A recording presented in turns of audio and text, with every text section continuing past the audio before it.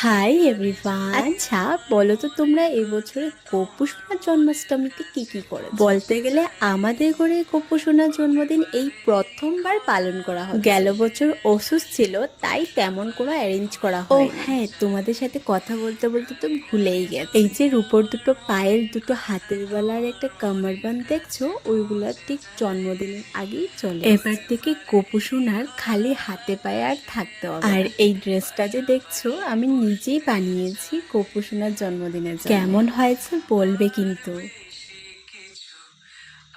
আরেকটা কথা, হ্যাঁ, জন্মাষ্টমীর কটা দিন পর আমি ব্লগটা আপলোড করি, প্লিজ কেউ খারাপ মন্তব্য করবে না। জানি ধৈর্য কম থাকার কারণ একা হাতে ভিডিও করা, এডিট আজ করব কাল করব করে করে টাইম মতো আপলোড করতে পারি, আর শেয়ার না করে থাকতেও পারি না।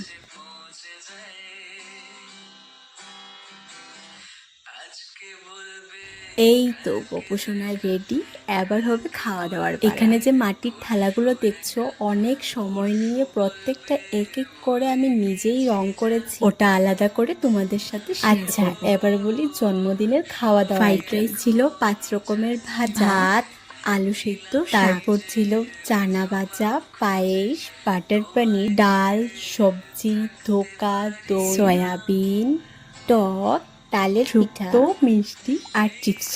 এবং এখানে প্রত্যেকটা আইটেম আমি না দি বানিয়েছে।